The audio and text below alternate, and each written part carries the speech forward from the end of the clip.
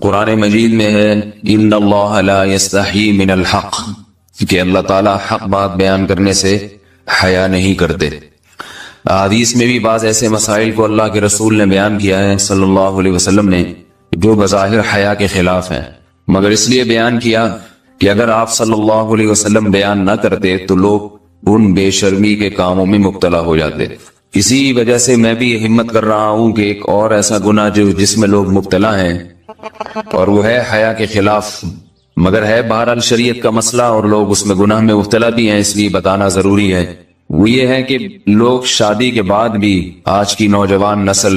زوجہ سے، بیوی سے غیر فطری طریقے سے ہم بستری کرتے ہیں۔ انٹرنیٹ پہ بیہودہ فلمیں دیکھتے ہیں تو جو چیز انگریزوں کی دیکھ رہے ہیں کہ ان کے کلچر آہستہ آہستہ میڈیا کے ذریعے ہمارے معاشرے میں بھی آ رہا ہے۔ اللہ کے رسول صلی اللہ علیہ وسلم نے لعنت فرمائی ہے، ایک روایت میں ہے کہ اللہ اس کی طرف دیکھے گا نہیں کہ جو اپنی زوجہ سے پچھلے راستے سے ہم بستری کرے گا۔ یہ بیماری بھی، یہ گندگی بھی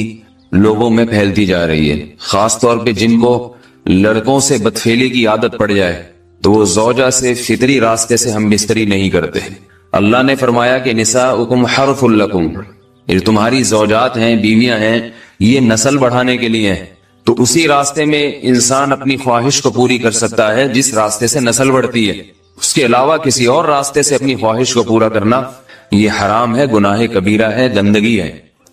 ہمارے پاس کیسز آتے ہیں، ایک پاک دامن لڑکی کی شادی ہوتی ہے، لڑکا بھی بظاہر بڑا نیک، لیکن کیا ہے، لڑکا چونکہ ٹھرکی ہوتا ہے، شہوت کا درندہ ہوتا ہے، تو وہ یہ نہیں دیکھتا کہ میں اپنی بری خواہش مٹانے کے لیے میں اپنی زوجہ کو غیر فطری طریقے پر مجبور کیسے کر سکتا ہوں، تو مجبور کرتا ہے پھر اپنی بیوی۔ اس میں جو عورتیں زیادہ پاک دامن نہیں ہو، نیک نہ ہو، یا ان کو یہ ڈر ہو کہ طلاق ہو گئی تو ہم کہاں جائیں گے، وہ پھر اپنے شوہر کے ساتھ اسی غیر فطری طریقے پر آمادہ ہو جاتی ہیں، اور اس کا عذاب اور اس کا وبال یہ ہوتا ہے کہ کچھ دنوں میں ان کو بھی اسی کی لت پڑ جاتی ہے۔ انسان جب بھی کوئی غیر فطری راستہ اختیار کرتا ہے، آخرت کا عذاب تو بعد میں، دنیا کا عذاب یہ آتا ہے کہ پھر اس کو لذت فطرت میں آتی نہیں ہے، تو جو راستہ اللہ نے رکھا اس میں اس کو لذت نہیں آئے گی، وہ گندگی میں ہی گھسنے کی کوشش کرے گا، اس کی بھی فطرت خراب ہو جاتی ہے، اور جس کے ساتھ یہ بدفعلی کی جائے اس کی بھی فطرت خراب ہو جاتی ہے، وہ بھی پھر کسی کے قابل نہیں رہتے۔ تو اپنے جان پر رحم کرنا چاہیے۔ ہم انسان ہیں، ہم درندے نہیں ہیں، ہم گھوڑے نہیں ہیں، ہم گدھے نہیں ہیں، ہم جانور نہیں ہیں، ہم انگریز نہیں ہیں۔ انگریز نے تو حیا اور شرم کی تمام حدود کو توڑ دیا ہے، وہ تو درندے بن چکے ہیں، ہم تو درندے نہیں ہیں، ہم تو حلال کھاتے ہیں، پاک صاف رہنے کی کوشش کرتے ہیں، تو ہم ان کی جو کلچر دیکھ کے ہم ویسے درندے بننے کی کوشش کیوں کریں؟ تو یہ بہت بڑا وبال ہے، بہت بڑی برائی ہے جو ہمارے معاشرے میں آہستہ آہستہ جڑ پکڑتی جا رہی ہے، اور اس سے بیماریاں بھی پھیلتی ہیں۔ غیر فطری طریقہ ہے، بیماریاں بھی پھیلتی۔ ایسے کیسز آتے ہیں کہ جناب وہ مرد مجبور کر رہا ہے بیوی کو، اور وہ بیوی جو ہے ساتھ نہیں دیتی تو پھر اس کو طلاق کی دھمکیاں دیتے ہیں، ایسے کیسز بھی آتے ہیں۔ اور یہ بھی آتا ہے کہ مرد جب اپنی بیوی کو غیر فطری طریقے پر مجبور کرتا ہے، بیوی آمادہ نہیں ہوتی، تو مرد پھر یہ دھمکی دیتا ہے کہ بھائی میری خواہش تو تم سے پوری ہوتی نہیں ہے، پھر میں دوسروں کے پاس جاؤں گا۔ تو یاد رکھیں، جس عورت کا شوہر یہ دھمکی دے اس کو کہ میں زنا کروں گا اگر تم نے میری خواہش پوری نہیں کی غیر فطری طریقے سے، تو عورت اپنے شوہر سے کہہ دے کہ جاؤ تم کہیں اور جا کے منہ کالا کرو،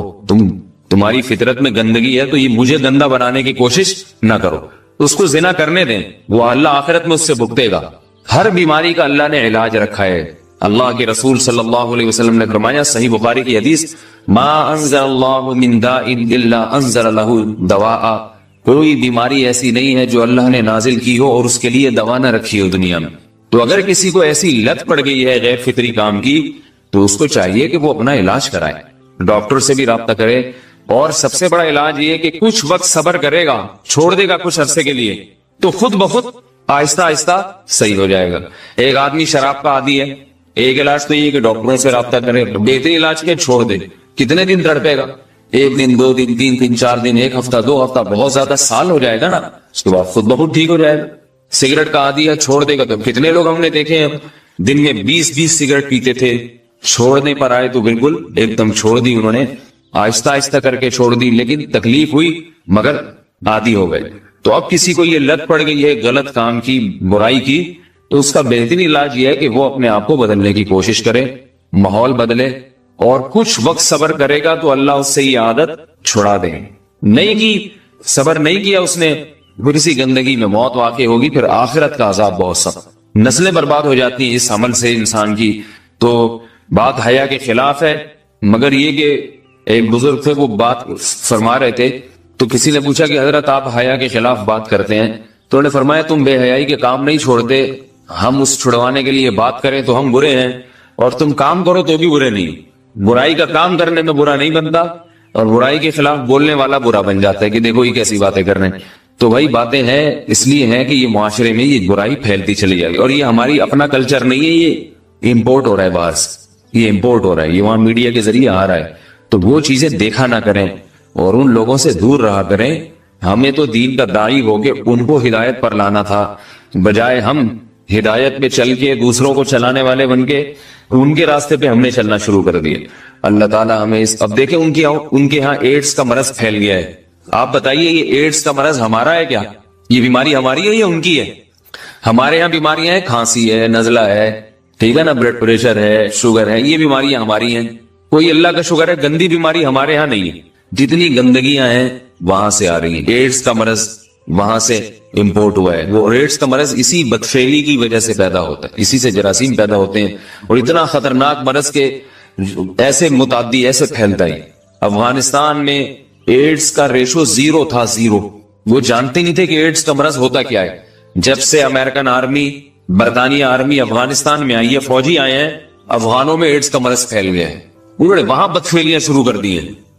تو وہ تو حالانکہ ان کے لیے زنا کتنا سستا ہے، کتنا سستا ہے نا ان کے لیے زنا، پھر بھی وہ لڑکوں کی طرف مائل ہوتے ہیں۔ تو اتنی گندگی، ایسا گندا جب انسان بن جائے پھر اللہ اس کے وجود کو برقرار نہیں رکھتے، اور رکھتے ہیں تو پھر آخرت میں سزا دینے کے لیے اپنے آپ کو ان گندگیوں سے بچانا چاہیے، حلال پہ اکتفا کرنا چاہیے۔ اللہ تعالی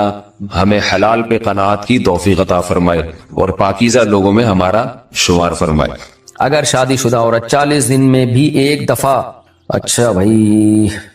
دیکھو یہ حیا کے خلاف مسائل جو ہے نا یہ اس چینل پہ نہ پوچھا کرو۔ مرد پر لازم ہے کہ کم سے کم 4 مہینے میں بیوی سے ایک دفعہ وہ لازمی ہم بستری کرے، تو اگر وہ 4 مہینے میں ایک دفعہ بھی نہیں کرتا